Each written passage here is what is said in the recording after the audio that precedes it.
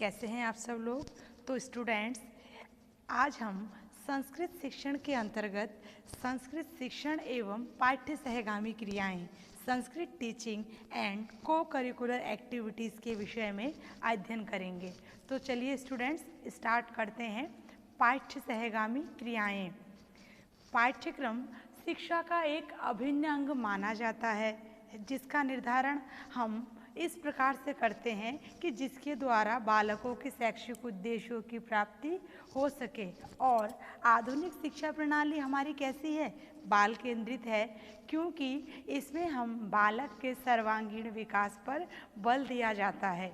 लेकिन अगर हम सैद्धांतिक पाठ्यक्रम की बात करें तो उसके द्वारा केवल बालक का मानसिक विकास ही किया जा सकता है।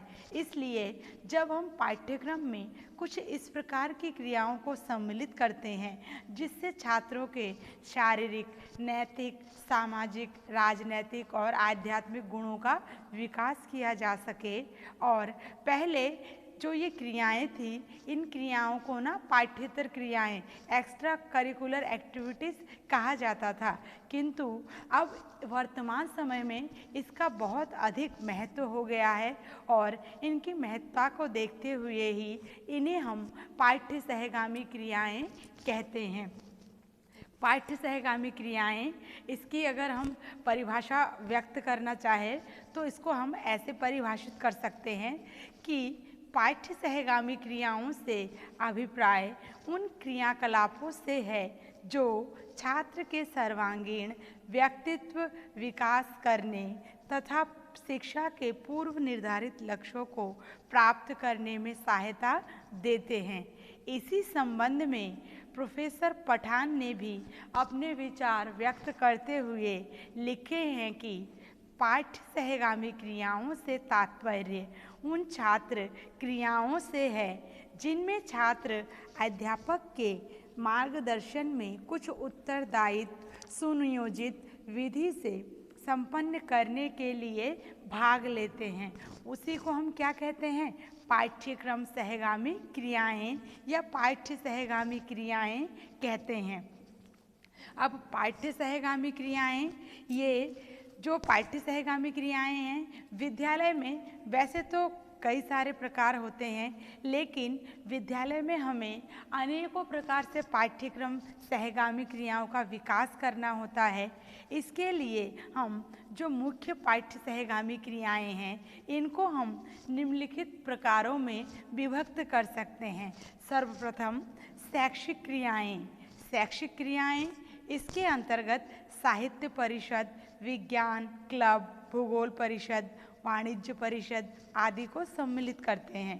द्वितीय है शारीरिक क्रियाएं। इसके अंतर्गत सामूहिक खेल, परेड, ड्रिल, तैरना, साइकिल चलाना, नाव चलाना, एनसीसी आदि को सम्मिलित करते हैं। नेक्स्ट है साहित्यिक क्रियाएं। साहित्यिक क्रियाएं, इसके अंतर्गत साहित्य सभा, वाद विवाद परिषद, पत्रिका प्रकाशन, बुलेटिन बोर्ड, दीवार पत्रिका, इनको हम सम्मिलित करते हैं। नेक्स्ट है नागरिकता प्रशिक्षण संबंधी क्रियाएं। इसके अंतर्गत सहकारी भंडार, बाल बैंक, श्रमदान, बाल सभा, स्वशासन, संसद आदि को हम सम्मिलित करते हैं। फिर है संगीत तथा कला क्रियाएं। संगीत कला क्रियाएं, इसके अंतर्गत संगीत गोष्ठी, कवि सम्मेलन, चित्रकला प्रतियोगिता, विद्यालय, बैंड, नृत्य आदि को हम सम्मिलित करते हैं। नेक्स्ट शिल्प कला क्रियाएं। शिल्प कला क्रियाएं के अंतर्गत जो भी कला होती है या कोई शिल्प जिसको हम विद्यालय स्तर पर डेवलप करते हैं, जैसे सिलाई, बुनाई, कढ़ाई, मेहंदी रचना, खिलौना बनाना, जिल्द साजी, रेडियो बनाना और अन्य सामान्य उपकरण बनाना, मोमबत्ती बनाना, साबुन बनाना आदि। और इसके अतिरिक्त विद्यालय में सामान्य क्रियाएं कराते हैं। सामान्य क्रियाएं जैसे भ्रमण, पिकनिक, ग्राम्य पर्यवेक्षण, बालचर, स्काउटिंग, प्रौढ़ शिक्षा, प्राथमिक शिक्षा आदि। और सबसे अंत में जो अन्य क्रियाएं हैं, इसके अतिरिक्त भी कुछ अन्य क्रियाएं होती हैं जो हम बालकों के सर्वांगीण विकास के लिए उन क्रियाओं का आयोजन करते हैं। इसके अंतर्गत टिकट या सिक्के संग्रह करना, फोटोग्राफी एल्बम बनाना, संग्रहालय बनाना, सफाई एवं स्वच्छता अभियान आदि, इन सभी को हम सम्मिलित करते हैं। और ये सभी जो पाठ्य सहगामी क्रियाएं हैं, ये उनके प्रकार हैं जो किसी भी विद्यालय में पाठ्य सहगामी क्रियाओं के विकास की दृष्टि के लिए इन सभी क्रियाओं को कराते हैं और साथ ही साथ इनके अनुसार बालक का सर्वांगीण विकास करते हैं। क्योंकि बालक का सिर्फ यही नहीं कि बालक का मानसिक विकास हो, अपितु बालक का शारीरिक, नैतिक, सामाजिक, राजनीतिक, आध्यात्मिक सभी गुणों का विकास किया जा सके, इसीलिए इन्हें हम पाठ्य सहगामी क्रियाएं कहते हैं। इसके पश्चात जो पाठ्य सहगामी क्रियाएं हैं, पाठ्य सहगामी क्रियाओं के क्या उद्देश्य है, इनके कुछ उद्देश्यों को निर्धारित किया गया है।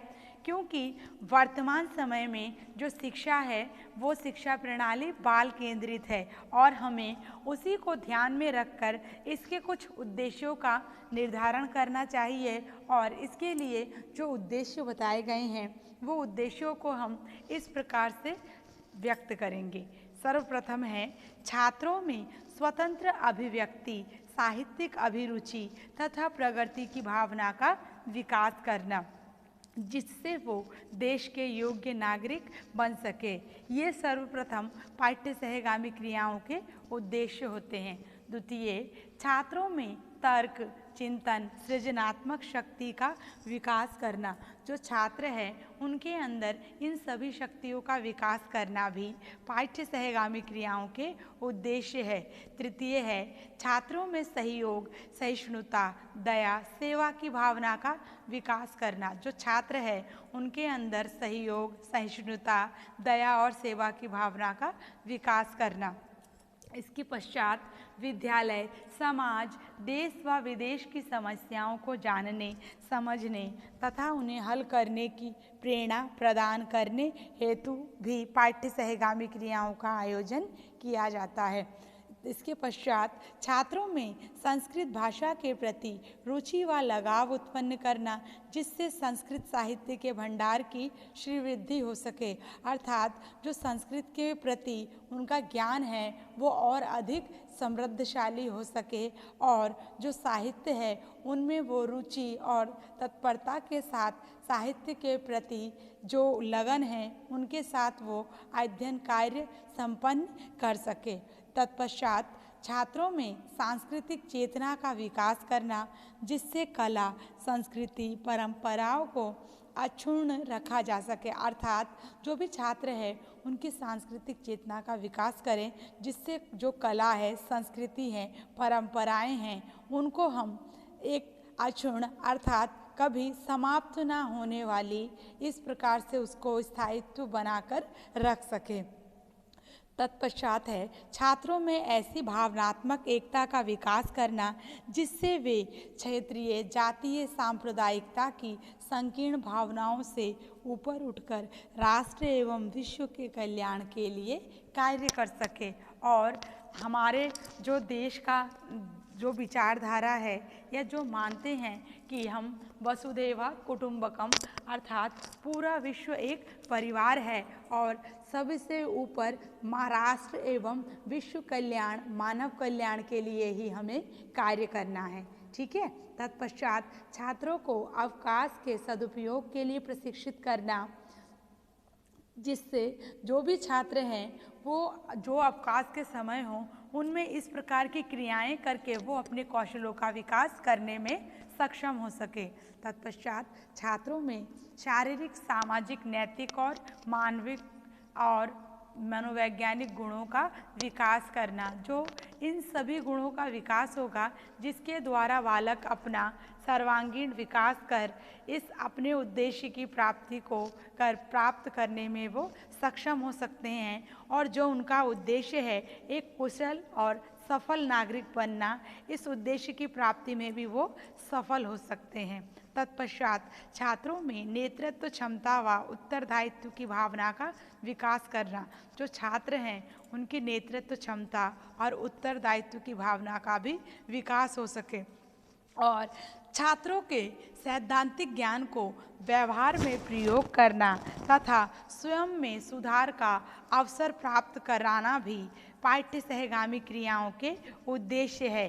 और इस प्रकार इन्हीं उद्देश्यों को ध्यान में रखकर ही हम पाठ्य सहगामी क्रियाओं को सफल से आयोजित कर सकते हैं और छात्र अपने व्यक्तित्व का सर्वांगीण विकास करने में भी सक्षम हो सकते हैं।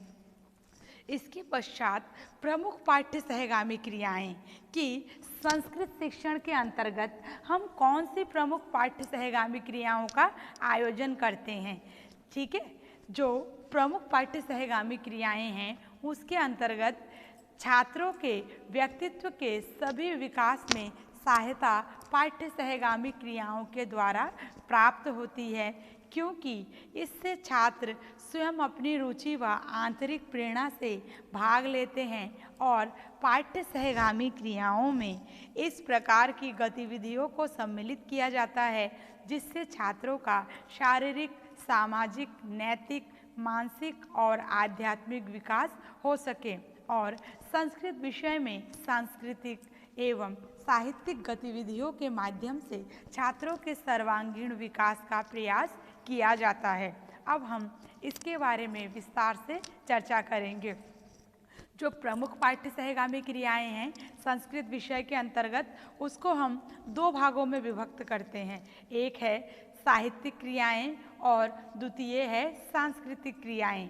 साहित्यिक क्रियाएं, इसके अंतर्गत हम प्रतियोगिताएं, व्याख्यान, विचार गोष्ठियाँ, कवि सम्मेलन, विद्यालय पत्रिका, संस्कृत साहित्य से संबंधित जो विभिन्न खेल होते हैं जैसे अंताक्षरी, प्रश्नोत्तरी, सुभाषितानी प्रतियोगिता, पहेली, चुटकुले, शब्द खेल, इस प्रकार की क्रियाएं हम विद्यालय स्तर पर संपन्न कराते हैं। जो द्वितीय है सांस्कृतिक क्रियाएं। सांस्कृतिक क्रियाएं, इसके अंतर्गत हम एकांकी, नाटक या अभिनय, नृत्य या संगीत, संस्कृत गीत, कठपुतली प्रदर्शन, झांकियाँ प्रदर्शनी, फिल्म प्रदर्शन, शैक्षिक भ्रमण, क्लबों के क्रियाकलाप जैसे पर्यावरण क्लब, सांस्कृतिक धरोहर क्लब और सबसे अंत में संस्कृत दिवस या राष्ट्रीय पर्व, अर्थात जो भी राष्ट्रीय पर्व होते हैं इसके साथ साथ कवियों की जयंती के ऊपर हम कार्यक्रम का आयोजन करते हैं। इस प्रकार हम इन सभी सहगामी क्रियाओं का संस्कृत विषय में क्या करते हैं, आयोजन करते हैं, जिसके द्वारा छात्र अपनी क्रियाओं के द्वारा ही अपने विचारों को व्यक्त करने में सक्षम हो सकें। अब इसको हम इस प्रकार व्यक्त करेंगे कि जो साहित्यिक क्रियाएं हैं उसके अंतर्गत अभी जिसके बारे में हमने अध्ययन किया है इसके बारे में विस्तार से अभी चर्चा करेंगे। ठीक है, सर्वप्रथम साहित्यिक क्रियाएं के अंतर्गत प्रतियोगिताएं। अब आप सभी को ये ज्ञात होगा कि विद्यालय में अनेक प्रकार की प्रतियोगिताएं होती है ना, और उनमें से कुछ ऐसी प्रतियोगिताएं भी होती है जिनका हम साहित्यिक क्रियाओं से संबंध रखते हैं, जैसे निबंध, वाद विवाद, सामान्य ज्ञान। और संस्कृत शिक्षण को रोचक बनाने के लिए हम निबंध लेखन प्रतियोगिता का आयोजन करते हैं और जो भी अर्जित ज्ञान है इसका व्यावहारिक उपयोग करने के लिए संस्कृत शिक्षण में निबंध प्रतियोगिता के द्वारा ही जहां हम वर्तनी शुद्धता का ज्ञात करते हैं, वही वाद विवाद प्रतियोगिता द्वारा छात्रों के शुद्ध उच्चारण का ज्ञान प्राप्त होता है और संस्कृत शिक्षक सामान्य ज्ञान प्रतियोगिता के माध्यम से छात्रों को संस्कृत का अतिरिक्त ज्ञान दे सकते हैं और सामान्य ज्ञान के लिए संयुक्त राष्ट्र के विषय में अथवा किसी अन्य देश के विषय में प्रतियोगिता आयोजित की जा सकती है और प्रतियोगिता का स्वरूप जो है अंतर विद्यालय हो सकता है। ये प्रतियोगिताएं विद्यालय स्तर पर कराते हैं। इसके पश्चात व्याख्यान, इसमें भी हम जब व्याख्या करते हैं किसी भी विषय वस्तु की या प्रकरण की, गद्य पद्य, इन सभी को व्याख्यात करने के लिए हमें संस्कृत भाषा का प्रयोग करना होता है। लेकिन जो विषय विशेषज्ञ हैं, वर्तमान समय में क्या है, संस्कृत बोलचाल की भाषा नहीं है और इसके माध्यम से विचार को व्यक्त करने में समस्या आती है। अतः इसके लिए जो संस्कृत अध्यापक है उनको यह आवश्यक है कि संस्कृत के विद्वानों को अपने यहाँ आमंत्रित करके छात्रों के स्तर के अनुरूप उनके व्याख्यान का आयोजन करें। ऐसा करने से क्या होगा, छात्रों में श्रवण कौशल द्वारा उचित शुद्ध उच्चारण का विकास होगा। व्याख्यान में इसके पश्चात छात्र व्याख्यान, शिक्षक ने व्याख्या कर दी, उसके पश्चात कौन व्याख्या करेंगे, छात्र करेंगे। और किस प्रकार से करेंगे, जब संस्कृत के शिक्षक छात्रों को प्रारंभ में सरल विषय पर लिखित भाषण देने के लिए प्रोत्साहित करेंगे ना, और धीरे धीरे बिना देखे उन्हें कठिन विषय पर बोलने का अभ्यास कराएंगे और भाषण के लिए छात्रों को तैयारी का पर्याप्त समय भी देंगे, तब जो भी छात्र हैं वो रटकर भाषण देने की जगह ऐसे भाषण देंगे कि जिसके द्वारा वो अपने विचारों को अभिव्यक्त कर सके। और इसके लिए आशु भाषण प्रतियोगिता की जा सकती है, जिसमें प्रतियोगिता स्थल पर कुछ मिनट पूर्व छात्रों को बोलने से पहले उनके विषय के बारे में बताया जाता है और इससे उनमें मौलिक अभिव्यक्ति का विकास होता है। इसके पश्चात विचार गोष्ठियाँ, जब विद्यालय में मान्य विद्वानों को आमंत्रित करके विचार गोष्ठी का आयोजन किया जाता है, जिसमें छात्रों को भी भाग लेने की छूट होनी चाहिए और छात्रों को जहां विद्वानों के विचारों का सुनने का अवसर प्रदान होता है, वहीं उनसे प्रश्न पूछकर अपनी जिज्ञासा शांत करने का भी अवसर प्रदान कराना चाहिए। इसी कारण वाद विवाद या व्याख्यान की तुलना में ये विचार गोष्ठी अधिक लाभदायक है और इससे विचार विनिमय का भी अवसर प्राप्त होता है। तत्पश्चात कवि सम्मेलन या श्लोक पाठ, संस्कृत भाषा के प्रति रुचि उत्पन्न करने के लिए समय समय पर कवि सम्मेलन कराना चाहिए। सम्मेलनों की परंपरा प्राचीन गुरुकुल शिक्षा पद्धति में महत्वपूर्ण रही है। इन कवि सम्मेलनों में कवियों के काव्य पाठ का छात्रों के हृदय पर गहरा प्रभाव पड़ता है तथा वे कवियों की शैली का अनुकरण भी करते हैं और साथ ही साथ वो एक प्रकार से कवि सम्मेलन में कवि रचनाओं का सस्वर वाचन भी करते हैं और अपने जो भी वाचन क्षमता है उनका वो विकास करते हैं। इसके पश्चात विद्यालय पत्रिका या समाचार दर्शन, विद्यालयों में प्रतिवर्ष वार्षिक पत्रिका का प्रकाशन किया जाता है और जिसके अंतर्गत इसमें जहाँ पर जो भी छात्र प्रतिनिधि हो वो हस्तलिखित पत्रिका का प्रकाशन भी कर सकते हैं और जिन विद्यालयों में इसके मुद्रण की व्यवस्था नहीं होती है वहाँ के शिक्षक को यह आवश्यक है कि एक संपादक मंडल बनाकर जिसमें छात्र प्रतिनिधि भी हो वो भी हस्तलिखित पत्रिका का प्रकाशन कर सकते हैं और इस पत्रिका में संस्कृत अनुभाग से ये पृथक होना चाहिए जिससे छात्रों की स्वरचित रचनाओं को भी स्थान मिल सके। और ऐसा करने से क्या होगा, ऐसा करने से जो भी छात्र हैं उनके लेखन कौशल का विकास होता है और छात्रों के सहयोग से संस्कृत से संबंधित समाचारों को उन्हें हम भित्ति पत्रिका में प्रदर्शित भी कर सकते हैं।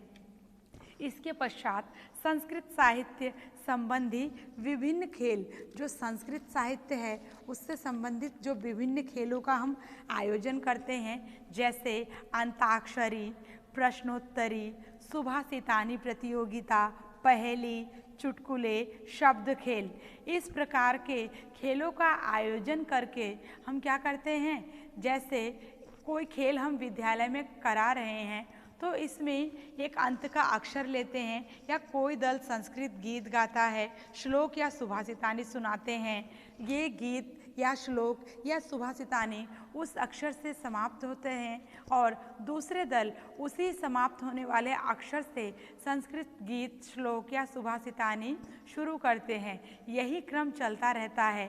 इसके अतिरिक्त वे प्रश्नोत्तरी करते हैं। एक दल दूसरे दल से प्रश्न पूछते हैं और अंक देते हैं। फिर पहेली, श्लोकों के माध्यम से ही पहेली पूछने की परंपरा है और पहेली पूछते हैं और उसी के आधार पर प्राप्तांक घोषित होते हैं। चुटकुले, छोटे मोटे चुटकुले भी संस्कृत में सुनाकर स्वयं को पढ़ने के लिए प्रोत्साहित किया जाना चाहिए। शब्द खेल, जैसे कोई छात्रों को चित्र दिखाकर उनसे अक्षर से प्रारंभ होने वाले या दूसरे शब्द लिखने व बोलने को कहा जाए और सबसे अधिक शब्द लिखने वाले को ही विजेता बनाया जाए। या इसके पश्चात अगर लूडो या सांप सीढ़ी की तरह पासा उछालने के बाद जो अंक आए और वह अपनी गोटी रखे, उसी समय उस शब्द का विलोम पर्यायवाची या शब्द युग्म ढूंढकर वही गोटी रखनी होती है। और लेकिन इस प्रकार से जो सीमित शब्द है और खेल सीमित होने के कारण आदत, अभ्यास और स्मृति का प्रभाव पड़ने लगता है। और कुल मिलाकर यह है कि जो भी संस्कृत साहित्य से संबंधित विभिन्न खेलों को आयोजित किया जाता है, उनका यही उद्देश्य होता है कि इससे छात्रों के संस्कृत के प्रति श्लोक या सुभाषितानी को कंठस्थ करने की आदत का विकास हो सके, साथ ही साथ उनमें संस्कृत साहित्य के प्रति रुचि और अनुराग उत्पन्न हो सके। इसके पश्चात सांस्कृतिक क्रियाएं, ये थी साहित्यिक क्रियाएं। अब हम सांस्कृतिक क्रियाएं कि संस्कृत शिक्षण के अंतर्गत कौन कौन सी सांस्कृतिक क्रियाएं आयोजित की जाती है। सांस्कृतिक क्रियाएं के अंतर्गत सर्वप्रथम एकांकी। एकांकी जो छात्र होते हैं उनमें संस्कृत के प्रति सकारात्मक दृष्टिकोण उत्पन्न करने और उनमें अभिव्यक्त कौशल का विकास करने के लिए एकांकी महत्वपूर्ण है। एकांकी अर्थात एक अंक, जिसके अंतर्गत हम नाटक का कोई भी एक अंक या लघु नाटिका प्रस्तुत करते हैं, जिसे प्रस्तुत करने में कम समय और कम श्रम और अल्प धन की आवश्यकता होती है। द्वितीय, नाटक या अभिनय। संस्कृत वाङ्मय में नाटकों की समृद्ध परंपरा रही है और छात्रों में स्मृति, संवाद, उच्चारण, पात्रों की वाणी में बोलना तथा अभिव्यक्त कौशल और अंग संचालन द्वारा अपने विषय वस्तु को आत्मसात करने की क्षमता भी विकसित की जा सकती है। और विद्यालयों में संस्कृत नाटक वार्षिक उत्सवों या किसी अन्य महत्वपूर्ण कार्यक्रम के समय में भी प्रस्तुत करवाया जा सकता है। इसके पश्चात नृत्य संगीत। संस्कृत शिक्षक छात्रों को लोकगीतों की तरह संस्कृत गीतों पर छात्रों से संगीत व नृत्य नाटिका का आयोजन करा सकते हैं, अपितु गीत, संगीत व नृत्य की विधा के साथ मिलकर स्थायी हो जाते हैं। अतः छात्रों को इसके लिए उत्साहित करना चाहिए। इससे उनमें शर्म या संकोच समाप्त होता है। इसके पश्चात संस्कृत गीत। छात्रों को छोटे अर्थपूर्ण संस्कृत गीतों को एकल और सामूहिक रूप में प्रस्तुत करने के लिए प्रोत्साहित करना चाहिए। इससे संबंधित प्रतियोगिताएं भी आयोजित करनी चाहिए। तत्पश्चात कठपुतली प्रदर्शन। कठपुतली, इसके माध्यम से संस्कृत नाटिका या संस्कृत गीत का प्रस्तुतिकरण हो सकता है, जिसमें कोई भी संवाद हम गीत या कैसेट के माध्यम से उनके समक्ष प्रस्तुत करते हैं। लेकिन हमें ये ध्यान रखना चाहिए कि ये मात्र मनोरंजन हेतु न आयोजित हो, अपितु वे उससे कुछ शैक्षिक ज्ञान भी अर्जित कर सके। इसके पश्चात झांकियाँ या प्रदर्शनी। जो भी विषय वस्तु है उसको किसी ऐतिहासिक सामग्री को झांकी के रूप में राष्ट्रीय पर्वों के समय प्रस्तुत किया जा सके। इसमें प्रकृति चित्रण, किसी आश्रम का दृश्य, गुरुकुल शिक्षा प्रणाली, वेशभूषा, रहन सहन भी हो सकते हैं। और छात्र और शिक्षक अन्य विभिन्न प्रकार की सहायक शिक्षण सामग्री, चित्र, पोस्टर, मॉडल, फोटो, लेख, चार्ट वस्तु का प्रयोग करते हैं और इसमें संस्कृत की दुर्लभ पांडुलिपियां या ग्रंथ भी रखे जा सकते हैं। इसके पश्चात फिल्म प्रदर्शन ये इसका भी बहुत महत्वपूर्ण कार्य है। जो भाषा प्रयोगशाला है, इसमें प्रोजेक्टर या वीडियो कैसेट के माध्यम से विषय वस्तु संबंधी फिल्मों का प्रदर्शन समय समय पर करना चाहिए, जिससे जो छात्र हैं उन वो मनोरंजन भी करें और विषय वस्तु को स्पष्टतापूर्ण ग्रहण कर सके। तत्पश्चात शैक्षिक भ्रमण। संस्कृत शिक्षक जो छात्र हैं उनको प्राचीन स्थल जैसे झरना, नदी, ऐतिहासिक इमारत, संग्रहालय, कवियों से संबंधित स्थलों का भ्रमण करा सकते हैं। इससे छात्रों में विषय की स्पष्टता के साथ भारतीय संस्कृति पर गर्व की अनुभूति भी होती है। इसके अतिरिक्त क्लबों के क्रियाकलाप। विद्यालय में पर्यावरण क्लब बनाए जाते हैं ना, और पर्यावरण क्लब बनाए जाने का प्रावधान है, जिसके लिए पर्यावरण मंत्रालय से मदद दी जाती है। इसके अतिरिक्त सांस्कृतिक धरोहर क्लब, महिला सशक्तिकरण क्लब, साक्षरता क्लब, मानवाधिकार क्लब, यूनेस्को क्लब, नागरिक जागरूकता क्लब, आपातकालीन सहायक क्लब सदृश अनेक समाजोपयोगी क्लबों की स्थापना करके छात्रों में सामाजिक गुणों व सामाजिक चेतना का विकास भी किया जाता है। लेकिन इन सब के लिए यह एक आवश्यक और अनिवार्य शर्त है कि जो शिक्षक है उसको इसके प्रति रुचि होनी अनिवार्य है, और रुचि होगी तभी शिक्षक छात्रों के समक्ष इसको रोचकतापूर्ण ढंग से प्रस्तुत करने में सक्षम हो सकते हैं, अन्यथा नहीं प्रस्तुत कर सकते हैं। और सबसे अंत में जो अन्य कार्यक्रम थे, अन्य कार्यक्रम अनेक राज्य सरकारों द्वारा प्रतिवर्ष श्रावण मास की पूर्णिमा, रक्षाबंधन है ना जिस दिन, उस दिन को संस्कृत दिवस के रूप में मनाया जाता है। लेकिन प्राचीन गुरुकुल शिक्षा प्रणाली में इस दिन ब्रह्मचारियों को शिक्षा हेतु गुरुकुल में प्रविष्ट कराया जाता है। अतः विद्यालयों में संस्कृत दिवस, शिक्षक दिवस 5 सितंबर, अंतर्राष्ट्रीय शिक्षक दिवस 5 अक्टूबर, मानवाधिकार दिवस 10 दिसंबर, विश्व पर्यावरण दिवस 5 जून, संस्कृत कवियों की जयंती, राष्ट्रीय पर्व, संस्कृत साहित्य में वर्णित जितने भी अन्य प्रकार के उत्सव आते हैं, जैसे बसंतोत्सव, मदनोत्सव, इन सभी उत्सव को उत्साहपूर्वक मनाए जाने चाहिए। ये भी पाठ्य सहगामी क्रियाओं का ही एक अंग है और ये भी कराने अति आवश्यक है। इसके द्वारा भी छात्र अपने व्यक्तित्व के सभी पक्षों का विकास करने में सफल हो सकते हैं और वे छात्र स्वयं अपनी रुचि और आंतरिक प्रेरणा से इसमें भाग लेंगे और इस प्रकार की गतिविधियों द्वारा वे अपना सर्वांगीण विकास करने को प्रयत्नरत रह सकते हैं।